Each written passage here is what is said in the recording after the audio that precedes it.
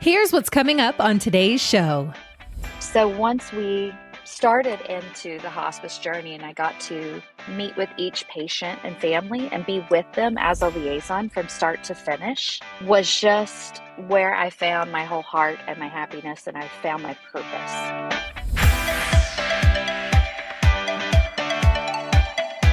This is the Retire Happy podcast with John Amarino, fiduciary financial advisor at Securus Financial in the San Diego area, and Thomas O'Connell, president of International Financial Advisory Group, Inc. in Rockaway, New Jersey.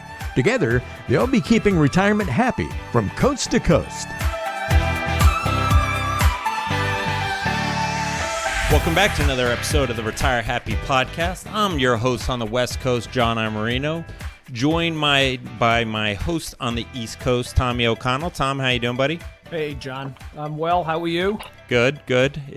Brutal weekend for both of us. The Padres and Yankees both eliminated. You're playing golf together starting tomorrow. Yeah, the weekend of baseball was about as good as this year's stock market. Maybe a little bit. At least there were At least there were a couple of highlights. Yeah.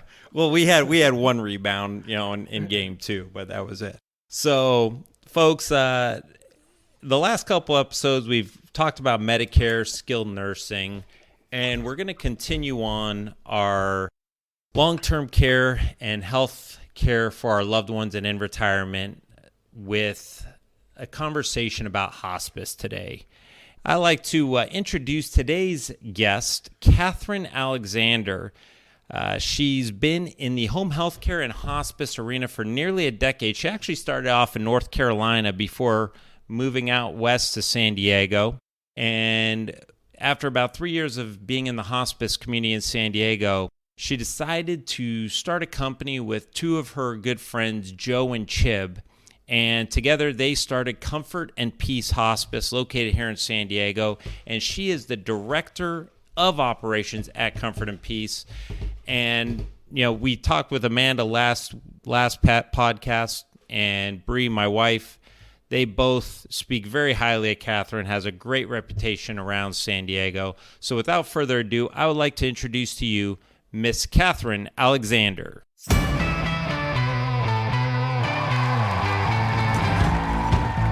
And today's guest, Kathryn Alexander, the Director of Operations at Comfort and Peace Hospice. Good morning, John and Tom. Thank you so much for having me on this morning. I'm very excited to be a part of this podcast and give everyone a little bit more education about everything that hospice entails. To give you a little bit of background on myself, like you said, I come from North Carolina, a little tiny town called Harmony. I've been out in San Diego for about 10 years now, and I've been lucky to be involved in the home health side of the industry for a couple years before transitioning over to the hospice side. So I was very lucky to be recruited into the hospice industry by my business partner and our main CEO and owner, Chib Chilakasey. He saw that I had the hospice heart and mentored me. And so I spent 3 years at our previous agency with him as a hospice liaison. So I would go out into the community, tell communities as far as like facilities like Bree and Amanda's, hospitals and doctors' offices about our services. And then when their patients needed hospice care, they would reach out. And I had the pleasure of meeting with each patient and family member to tell them all about hospice services and help them enroll. Now, after that, Chib decided he wanted to start his own company and asked me to go with him and be his partner. So we then recruited our third partner, Joe Scalisi, to join us. And officially, as of September, we hit our 3-year anniversary. So we have had Comfort and Peace Hospice established 3 years as of last month. So this has been a beautiful journey. And now to go from a liaison role into an operations role to see, the back end of things has been a beautiful growth process. And I'm very, very lucky to have found my passion and my heart with hospice. Yeah, and you guys, I mean, in 3 years, congratulations.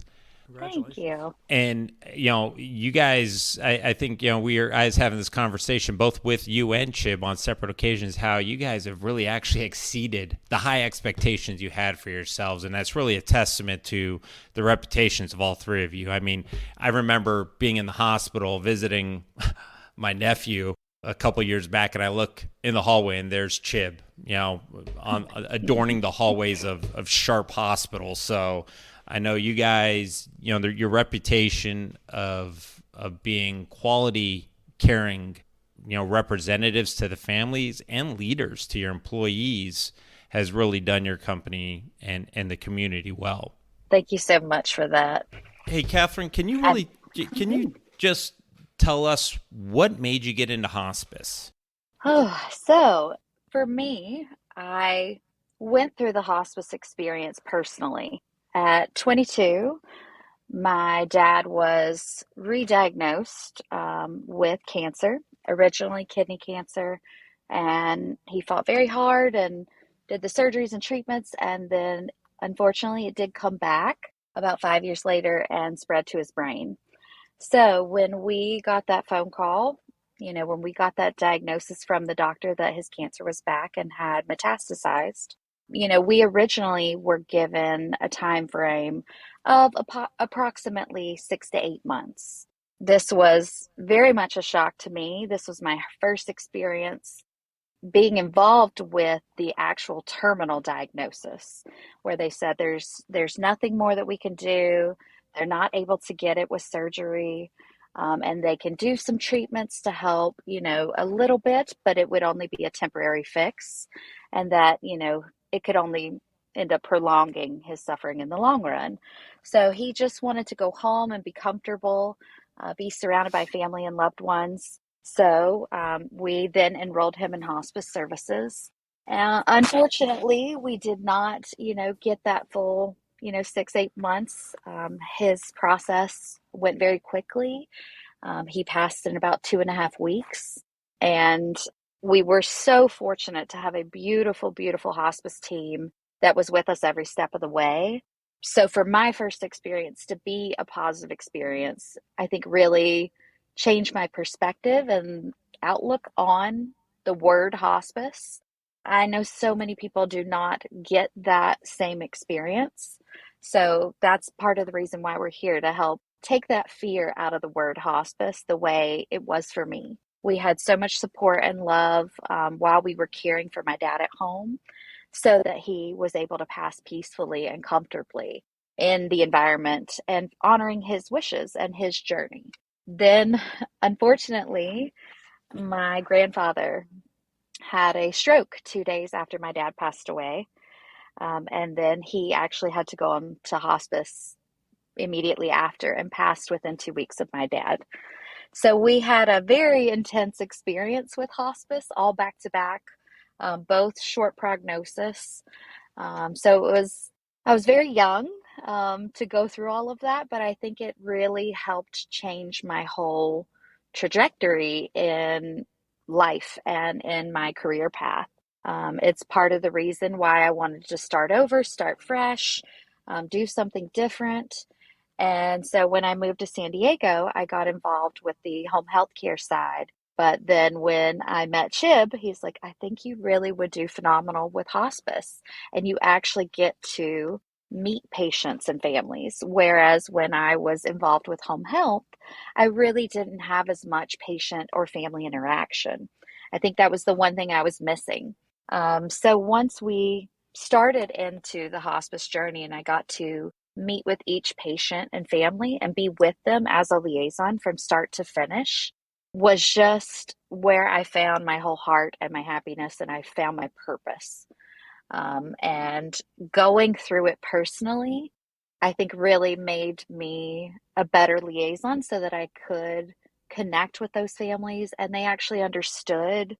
I actually understood what they were going through. I had been in their shoes. So I think it was easier for them to talk to me about their pre-grieving process or the shock they were going through, because they felt like I truly understand. Kathryn, I mean, hearing your story, and it definitely gives you a huge advantage in being able to do your job well, because you have been in those shoes, and you understand what you as the family want for your loved ones versus just giving the recommendations, based on training and experience. Yeah, Absolutely. you can sympathize. Yeah, you can sympathize as opposed to just empathizing, right? So, like John said, you've walked in their shoes, and so, I think you bring a lot more to the table, if you will, than just someone who is an academic or very subjective in it. Absolutely. And not to say that there aren't, fantastic reps that haven't been Sure. through it, but I think it just is that little added touch. And ultimately, hospice is all about connection. You want to have trust, you want to have faith in your team, and you want to feel like they understand what you're going through and that you're there for them.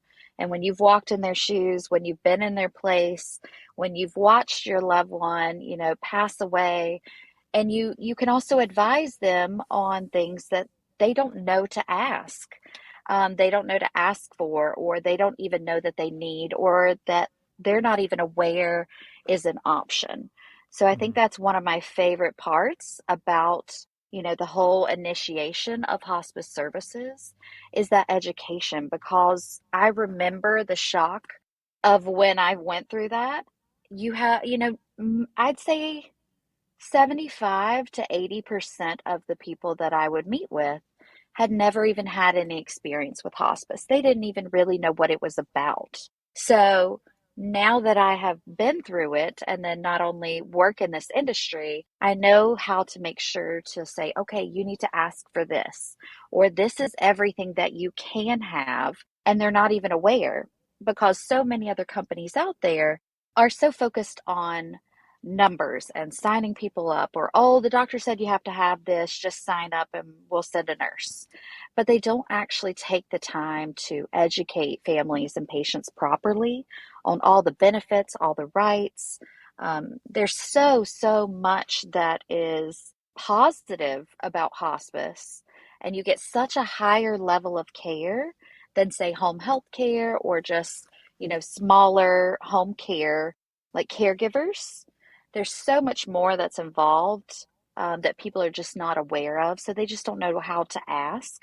And I think with my personal experience, that kind of helps set me apart from some of the other people out there. I think that's a great segue into my question, really, which is, I think there's a lot of confusion out there in the general public about what exactly is hospice. So could you explain what that really is and what it means to people, and the valuable service that it provides for patients and families? Absolutely.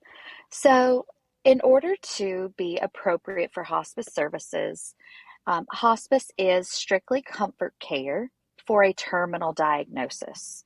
So, not just a chronic illness, but an actual terminal diagnosis. So, that has to, in order to start, you have to have a hospice evaluation order from a doctor. So, either your doctor or a hospice physician has to certify that you have a terminal diagnosis.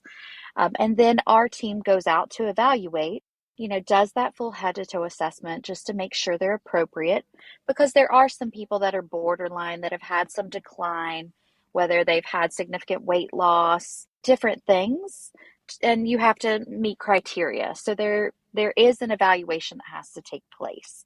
But in order for that to take place, you have to have the doctor write an order. Now, that can come from your primary care doctor, your mobile physician, a physician at a skilled nursing facility or hospital. Now, also, there are options if you have not seen a doctor in years. That's even where a hospice physician can write the hospice order if you have no doctor or haven't seen a doctor in a long time. And they can come out and do an assessment along with our team to determine if there is significant decline in order to meet criteria for hospice. Now, for hospice, there are different levels of care as well. So once you meet criteria and you start services, then you're assigned a set team. Now, certain companies do things a little bit differently, but under Medicare guidelines, you're all required, every hospice is required to have an RN as part of your care team, a home health aide, and then also a medical social worker and a chaplain. Now, these are all 4 team members that are required that we offer to the patient and family. Now, that does not mean that they have to have all of those services in order to have hospice. The only requirement by Medicare guidelines is to be seen by an RN once every 2 weeks to maintain being able to have those services. Now, that doesn't mean that, they're only going to show up once every 2 weeks, but some patients and families, they don't like excessive amounts of visits, whereas some want more frequent. So it should be customized, but the only requirement to stay on hospice services is you have to be seen by a registered nurse at least once every 14 days. Kathryn, you mentioned Medicare and Medicare guidelines. Who pays for hospice? So that's a great question. One of the most important things that we let our patients and families know right out of the gate, that hospice is 100% covered by your Medicare Part A benefit. So many people, once they start talking about hospice and all the visits and all the care that's included, they get overwhelmed, or they think, how am I going to pay for all of this? So Medicare Part A pays for hospice services 100%. So everything that is discussed in your hospice explanation of benefits, all of the care is provided for and it's paid for by Medicare. Now, if you do not have Medicare and say you have a commercial insurance or a managed like Medi-Cal insurance, that also covers hospice services. You just need to make sure that it's a contracted company that works with your insurance company, so you don't get any like outside bills. Okay. So anytime a patient, is referred to us and say it's an insurance we do not accept, we will not take them. We will refer them to another agency that is contracted with them, so they don't have to pay anything out of pocket. Okay. So if you have people, unfortunately, hospice just isn't for, people of Medicare age, but, younger people, that's going to be covered typically by their traditional insurance. Absolutely. So, case in point, my father, he passed away at 57. So, it is not only for, Medicare age of 65 and above. We have had patients on service as young as in their 20s, all the way up to our oldest patient that was 106. So, case in point, just like with my father, he was 57 when he passed away. So his commercial insurance was able to take care of all of the hospice services. So whether you are, a commercial insurance or a Medi-Cal, as well as Medicare, it is all covered 100% by your insurance. Now, so many people think, like, I've witnessed other, people state that, oh, hospice is free. You don't pay anything. And a lot of people, get upset by that statement because they're like, no, insurance is paying for that. So I always like to make sure and remind people that, yes, it is definitely 100% covered. It's zero out of pocket, but your insurance does pay for it. And all those years that Medicare took out of your paychecks, now it's Medicare's turn to take care of your end of life comfort care. That certainly clears up a couple of things for me, Kathryn, because I was, even being in this business as long as I have, I really haven't, I really didn't have a good handle on all of that.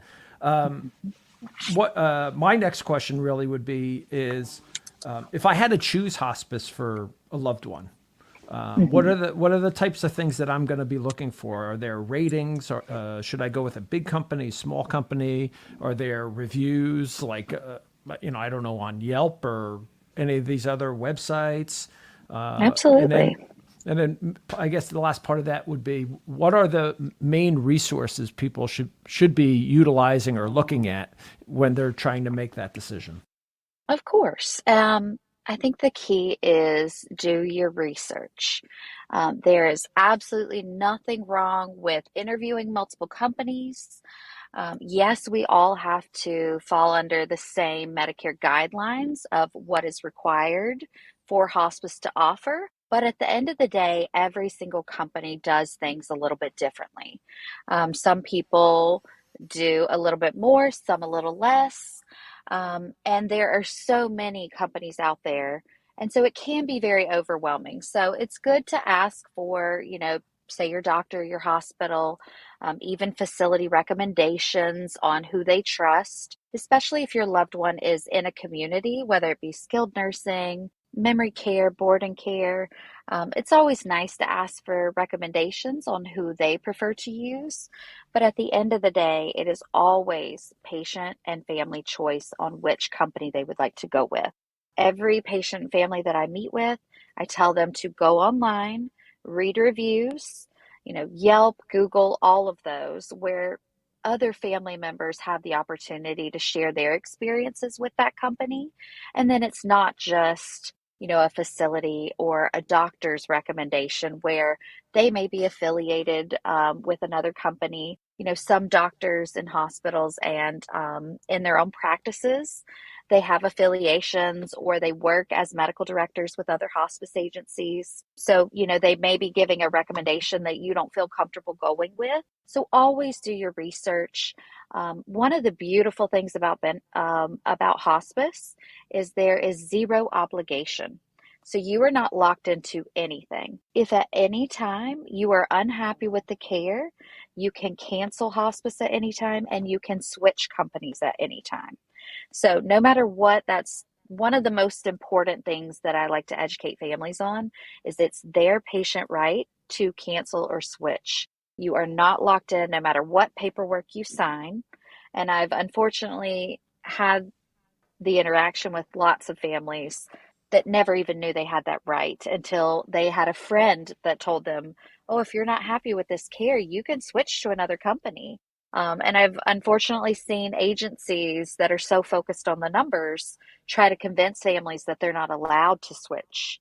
So I wish everybody was as transparent and honest, and I wish that every company had the same, standards. But we know within the healthcare industry that that's not always the case. It's the same with, facilities. Not all of them are on the same level and have the same standards. So it's very, very important for you to do your research, look up reviews, ask for recommendations, interview companies. At the end of the day, I just tell families, just trust your instincts, go with what feels right to you. Every company may promise the world, but just trust your heart and your instincts. And if that company does not follow through with what they say they're going to do, then you can switch to another one. And that should be how everyone educates people. Now, some companies, they will be upfront in the beginning about all their different team members, their frequency of care and visits. Some will just send a nurse once every other week for compliance purposes, or just once a week. But there's actually so much that is available that people don't realize. So even though you have your nurse, your RN, who's going to be your case manager, one of the things that we do a little differently is we start out all of our patients with a minimum of 2 nursing visits a week. We like our patients to start at a higher level of care so they feel supported.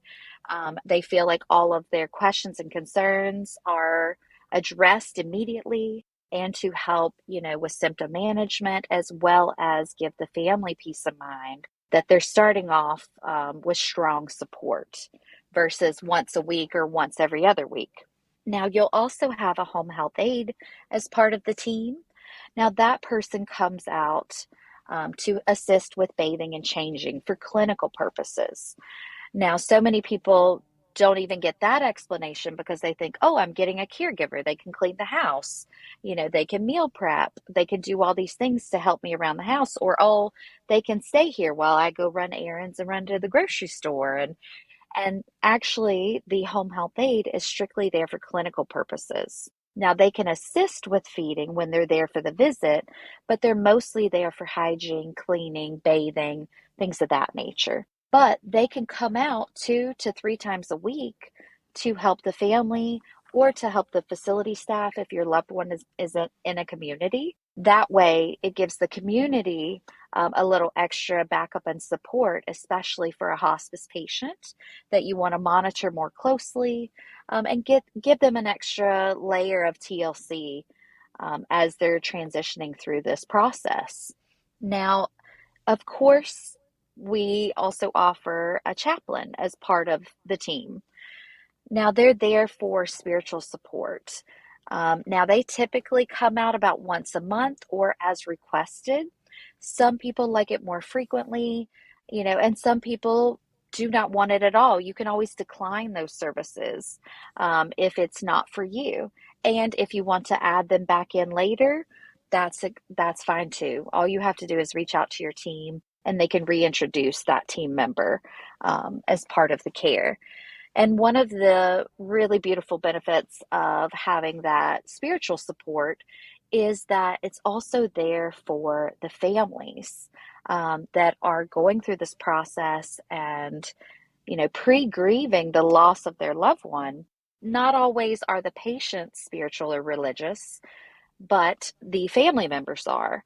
So even if the patient does not want that service, the chaplain also extends that service to the family and loved ones. Is that something you coordinate with the family as far as if they have their own personal, I guess, spiritual counselor or counsel or pastor, what have you? Absolutely. So if they are not comfortable, with our hospice chaplain, we can reach out to the community partners or to their, priest or their pastor, and have them involved if they would prefer that method. And we have a rabbi on service with us. We have a Catholic priest, multiple chaplains. And so we don't push any agenda. I think that's super important too, is most people are like, oh, I don't want to be preached at. Oh, no, I don't want that. Because not everybody is, strict religious pathway. Some are just more spiritual and just want someone to talk to. So that option is available as well.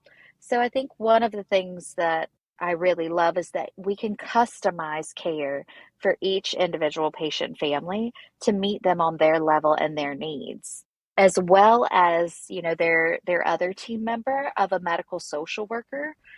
That is such a wonderful asset to be able to offer patients and families because they have that psychosocial support, especially if family members are struggling with accepting that diagnosis, especially as a patient starts to decline. We're there to give them extra emotional support. But even our medical social worker specializes in assisting families with making final arrangements when the time comes and helping them navigate that process, as well as helping them with benefits.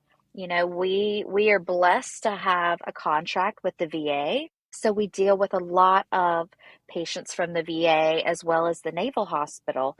And our veterans have so many different benefits available to them, but they're not always aware they have access to those or how to enroll in those or apply for them. So that's even where our medical social worker, steps up and helps them navigate that process as well. Yeah, I can't tell you how many times I've spoken with families and asked them if they were even aware of aid in attendance, and they were, what's that? Nobody knows that these benefits are available for veterans, their spouses, their families. It's crazy. Well, and there's just so much that they don't even realize. And also, even if a patient already has aid in attendance, but then they go on to hospice, then we can even help them apply and fill out the proper paperwork to increase those hours so that they get more support even when hospice is not there. Because hospice, that's another thing that people are not aware of. Hospice, even though we are on call 24/7, we are not bedside 24/7. So a lot of people think that, oh, well, it's final days, final weeks. Well, that's not the case. Actually, you just have to have a terminal diagnosis of about 6 months or less. But that doesn't mean all patients pass in 6 months. It just means that say you have cancer and it's not expedited and it's not moving as fast as, most people would think. And they take, okay, we think you have 6 months, but they're still with us at 6 months. Now that cancer has not gone away, but they're no longer treating it.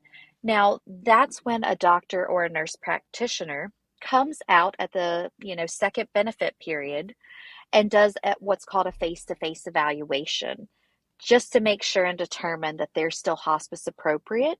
And then they recertify them. And then you're reassessed every 2 months after that 6 month mark just to make sure you're still appropriate. And as long as you are and you still meet criteria, you can continue with hospice services. And most people don't realize that, oh, well, what after 6 months am I going to be kicked off? Or, oh, well, what's the timeline if it goes farther? I mean, we've even had patients that have been on service up to 2 years because their terminal diagnosis, it's just a process and every single patient is different. Just like with my dad, they said 6 months and he was 2.5 weeks. And we have had patients where the doctors think, okay, they may not last more than a week or two. Well, then sometimes when they go back to their, facility or their home, they're getting all this extra care and attention and monitoring. And sometimes they do perk up and they do last longer than anticipated. So that's where it's good for people to start asking the right questions from the beginning when they get these diagnoses of, okay, doctor, what are my options? What is going to get me the most amount of care and support? And not everybody is, really always ready to take that next step into hospice. I know it's such a scary word, but there's so much support and care, and it's the highest level of care. So, like with home health, you don't have that on-call support of 24/7 like you do with hospice. So, if you have an emergency or a change in condition day or night, you can call the hospice office 24/7 and be connected to someone, to a nurse, that you can let them know what's going on with your loved one or yourself if you're the patient. And then that way we can help instruct you on what to do until we get there. But then we can send a nurse to you and stay by your side until you're comfortable, or for your loved one. So that way they don't have to be shuffled back and forth to the hospital. And we focus on keeping them comfortable at home, surrounded by loved ones, or in their community that is their home setting where they feel most comfortable. Right. And, when we were talking with Amanda on the last podcast, she was talking about how people are really woefully underprepared for the skilled nursing facility selection. And oftentimes they have to make that decision on a facility in a day or two. And it's a tremendous amount of stress on the family. So I kind of have a two-part question here. Number one, is that the same? Do you guys see that happening with hospice? And then the second part is, as we're starting to wrap up here, what are some red flags that, families or listeners should be aware of, when it comes to, hospice service? So it's different for every patient. So it kind of depends on where that patient is coming from. Now, on occasion, when we get referrals from hospitals, it is similar to like Amanda and Bree's situation where everything happens very, very quickly. Because especially when a patient is hospice appropriate, they're ready for hospice services, then the hospital is like, okay, there's nothing more that we can do in the hospital for this patient that can't be done at home, on comfort care, because we're no longer treating any symptoms or their disease. So now it's, okay, let's get them out, let's get them home, let's get them settled, and let's get hospice started immediately. So we do see that a lot, that it is very expedited. And of course it feels overwhelming and the families feel pressure, but that's where a really strong hospice team and company steps up to help take the lead on a lot of that. So when the doctor sends over the medical records and the hospice valuation order, then the family gets to start, okay, well, who do I call? What do I do? They start doing their research, and then they can start interviewing companies But once they select a company, that company should be taking the initiative to organize everything for that patient and family. Now, we help coordinate with the hospital, transportations to get that patient home and settled. We coordinate it so that way we make sure we have one of our admission nurses meet that patient at home to get them all settled in, make sure there's no gaps in care or that timeline, and that they're settled in and they're comfortable, and we can give education to the family, to the community on this patient's condition, their medications, and they do that full head to toe assessment to determine that patient's level of care. So that nurse is determining how frequent of visits they need from each team member.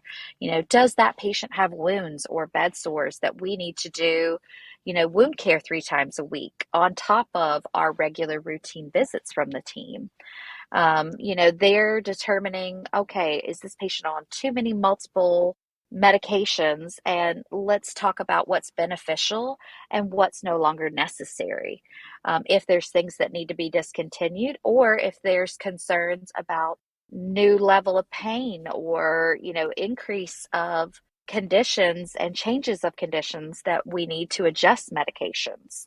But also we help coordinate and arrange medical equipment. So say if that patient needs a hospital bed, a wheelchair, oxygen, even like a bedside commode or just a bedside table, all those things, as far as the medical equipment goes, are provided by hospice. So we contract with a medical supply company.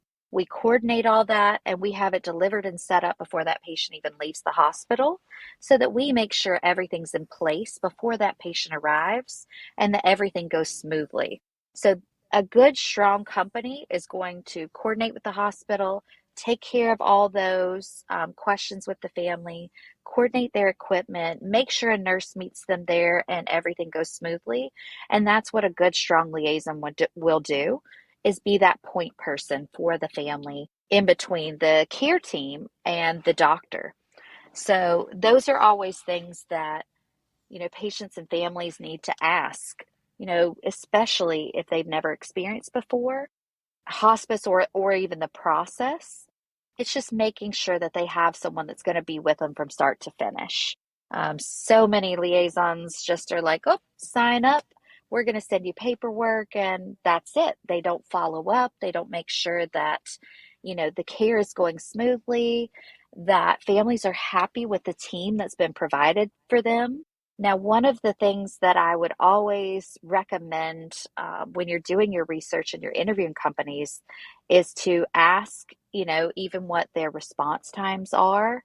And if they are going to have a consistent team, that's one of the things that we try to focus on, is assigning each patient a set team and trying to keep that team consistent from start to finish. That way, they're not having random total strangers coming in, multiple times a week, every visit someone different, because it's going to make the patient and the family feel more comfortable having a consistent team. So that's something I would always recommend families to ask is, what sets them apart? On top of reading the reviews online, it's asking what they do differently, asking how many nursing visits that they provide, because most companies only do once a week. That's why we wanted to be different than the industry standard and do a minimum of 2 nursing visits a week. Make sure and ask how often someone will come out as a home health aide to bathe and change their loved one and help give them support. A lot of companies only do once a week, when you can have 2 to 3 times a week and have that support. Not all patients just want one bath or shower a week, especially if they start declining, they become more bed bound. That hygiene and staying clean is so important, especially for skin integrity and to prevent skin breakdown. So all those things are important, and just making sure there's good communication. I think that is half the battle, is making sure that you have people you can get a hold of. And, one of the things that we do with our company is we provide all of our staff with work cell phones, and they are required to give that work cell phone number to communities where our patients reside, as well as families and patients themselves, so that they have a way to call or text their nurse, their social worker, their chaplain directly, Monday through Friday, 9 to 5. Now, of course, we always let them know if it's an emergency, if it's urgent, no matter what, do not wait. Always call the office. That's available 24/7. Because sometimes your nurse or your team member is with another family or patient. And so they're not always able to get back to you immediately. So if there is any urgent matter, like always, always call their office and make sure you can get a hold of someone. But hospice has that on-call support 24/7. So making sure you check that a hospice agency, has staffing in the evening. So if they call and have an emergency, they have someone available to send out for symptom management. So if your loved one's in pain or having trouble breathing, or say they had a fall, you want to make sure that if someone calls hospice, that a nurse will come out, that someone will be there to help, giving you that peace of mind that even though we're not there 24/7, we're on call 24/7. And one of the things that we really pride ourselves on is making sure that we never leave a patient's side until they're comfortable. We're never going to walk away from a patient if we're not positive that they're well palliated and in a comfortable state, because that solely defeats the purpose of having comfort care if your patient is not comfortable. And that also means not just physical symptoms, but also emotional, psychological. This whole process of hospice can be very overwhelming, not only to the family and the patient, but just helping them go through that and process it and get them to a point of acceptance and letting them know that they're not alone. I think that's the key. It was one of the most helpful things for my family, is knowing that no matter what situation popped up, we could always call and someone would walk us through, give us education, kind of step by step. Okay, this symptom is normal based on your loved one's diagnosis. This change in condition is normal, but it's okay. We're here for you. And we're going to send a nurse out just to make sure everything's comfortable and everything's going well.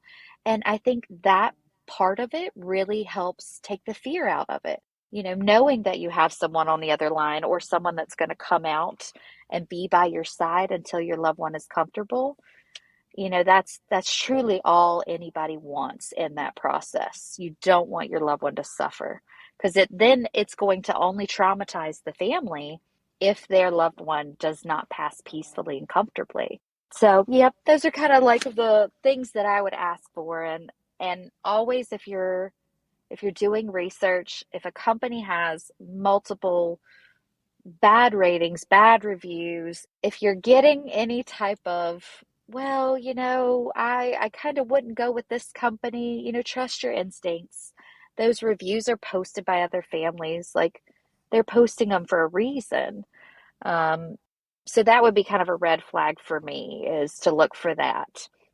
Now, so many other, there's, I don't know, probably 70 different hospice agencies in San Diego now. There's so many. And the one thing that I would say is, bigger does not always mean better. So just because it has a really big name, or it's, nationwide, or it's a very big company, to me, that doesn't always mean the best. I think when it's more personalized care, when it's customized care to each individual, that's what really sets things apart and makes it a good journey, is making sure that each patient is not put all in one category, that it's not black or white. I don't think hardly anything, period, is black and white anymore. And so if you can have a company that's willing to customize the care to each individual and meet them on their level, suit their needs, I think that's the thing you want to look for. And just having someone that you can get a hold of and rely on. I think that's one of the big differences between a lot of big companies versus smaller companies that are more boutique style. And then just making sure that they can provide supplies, comfort medications, all of those things are covered by hospice. So briefs, wipes, gloves, even shampoos, lotion, all of those things are provided by hospice. And so many people don't even know that that is something we provide, as well as comfort medications. So that's not something that, even has to go through your insurance, or you have to go to the pharmacy and pick up. Those are things that hospice takes care of for your loved one. And one of the other things that I just want to mention regarding that is also, so many people have the misconception that when it comes to hospice care, that you stop everything, you stop all medications, stop all care, and that you just push pain medications and give up. That is absolutely not how hospice works any longer. I know that may have been the case, 20, 25 years ago, but everything is way different now. And so many people don't understand that. So when a patient, we'll just use the cancer diagnosis for an example. So say when a patient has a terminal diagnosis for cancer, that's what they're going on to hospice for. So they're no longer seeking, chemo and radiation and surgeries and treatments. So we're going to focus on keeping them comfortable. But that doesn't mean that, okay, maybe they also have cardiac issues as well. Well, they can still continue to go see their cardiologist, take their cardiac medications. All of those things will still be covered under their insurance. You do not have to discontinue any of that. You can still see your other physicians. You're not going to get billed. It goes through your insurance just like it always did before. So you can still seek treatment for other things other than your hospice diagnosis. You just wouldn't go see your oncologist any longer, or receive treatment for your cancer diagnosis if that's what we're treating you for comfort care for hospice. So many people think that, oh, I'm not allowed to go see any of my doctors any longer, or I have to stop all my medications. That's not the case at all. You just are seeking comfort care for hospice for your diagnosis, and to not clarify stopping all care on that, Kathryn, I mean, you're not going to see your doctor, with the oncologist, for the example, because at that point in time, the doctor's saying, hey, we've exhausted all the treatments that are going to basically cure you, and you've now progressed to this level. And that's essentially why you're not going to get additional treatment, right? Yes, absolutely. So that's the clarification, is that, your doctor's done everything possible, or you have decided, I no longer want to seek treatment. I'm not interested. And the doctor then can recommend hospice and write that hospice evaluation order so that you can have hospice care for that diagnosis. But every other physician, even if you have a neurologist, all of those things, you can still seek and go to those appointments and seek care. It just, that way, if you don't get billed by Medicare, if you go to see your oncologist after you're already on hospice care. Right. Yeah, Wow. so it's only when there's no more options, or you've chosen to not pursue any other options. Wow. Well, Kathryn, I know Tom and I didn't know half of this stuff. And my wife's even in the industry. I mean, the amount of information you just gave our listeners was absolutely invaluable. And it's, I mean, and knowing you and knowing Chib and Joe, your explanation of this, your passion, pretty much explains the comfort, the success of Comfort and Peace Hospice. I mean, in a 50-minute podcast, you just accentuate every great quality about what you guys provide for your clients, and that was awesome. Yeah, Thank you so much. I wouldn't even have known to ask half the stuff that you brought to the table today. I mean, if I was ever in a position, I know you'd be the first person I would call. That's for sure. Oh, thank you so much, Tom. And honestly, it truly is our passion. Every single one of us, Joe, Chib, and myself, have been involved. Chib, over 10 years of hospice involvement, and Joe, close to the same amount of time as myself. And we just found what we really love to do. And this is our whole heart. And we really wanted to do things different than the industry standard or just the Medicare regulations. It's one of the reasons why we try to elevate our level of care, increased visits. But one of the things that we really wanted to do to set ourselves apart from the industry and just Medicare guidelines that we do out of our bottom line is provide music therapy. So we are huge advocates for it, especially since we have so many patients on service with us that are also have a memory care diagnosis. We just truly believe that music is a beautiful outlet, not only for symptom management, but also to allow patients and families to connect and process their grief and this diagnosis. So we actually have a music therapist that's full-time on staff with us, has his master's degree, and he goes out and plays music for each of our patients, whatever type of music they like, and just to try to make it a more positive and peaceful experience.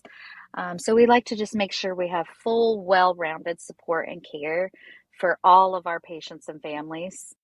So it is definitely our whole heart and passion, and I'm very grateful that I get to do this for a living every day. Awesome. Well, Kathryn, we appreciate you taking time. We know you're really, really busy. And folks, if you have any questions for Kathryn or you want to inquire about Comfort and Peace's services, you can give them a call at 858-304-2555, or you can email Kathryn at kathryn@comfortandpeacehospice.com. That's KATHRYNA at comfortandpeacehospice.com. And that info will also be in our show notes. So, folks, that's going to wrap up today's podcast. As we said, it was just an awesome interview with Kathryn. We appreciate all your great information. And, I mean, Tommy and I Tom, I learned a lot. I learned a ton, way more than I would have even imagined when we were setting this up, to do. Just amazing, truly. Thank you so much, guys. I really appreciate you giving us this opportunity to give everybody a little bit of education and hopefully take a little bit of fear out of the word hospice. Yeah, absolutely. So, folks, that wraps up today's episode of the Retire Happy podcast.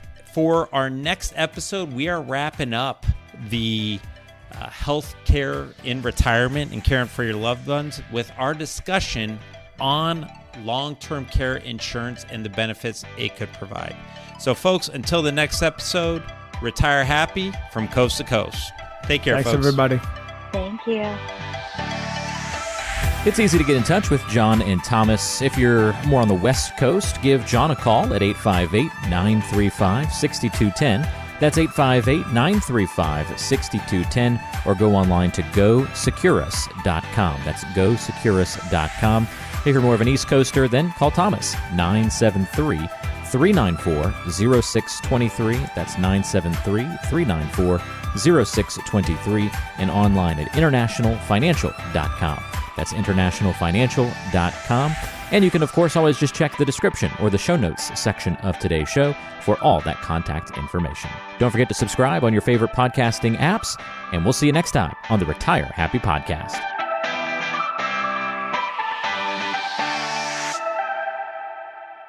Investment advisory services offered through Brookstone Capital Management, LLC BCM, a registered investment advisor. BCM, Securus Financial, and International Financial Advisory Group are independent of each other. Insurance products and services are not offered through BCM, but are offered and sold through individually licensed and appointed agents. The opinions expressed by John Iamarino, Thomas O'Connell, and guests on this show are their own and are based upon information considered reliable, although it should not be relied upon as such. Any statements or opinions are subject to change without notice. Investments involve risk and, unless otherwise stated, are not guaranteed. Past performance cannot be used as an indicator to determine future results. Any strategies mentioned may not be suitable for everyone. Information expressed does not take into account your specific situation or objectives and is not intended as recommendations appropriate for you. Before acting on any information mentioned, please consult with a qualified tax or investment advisor to determine if it is suitable for your specific situation. This program is designed to provide accurate and authoritative information with regard to the subjects covered.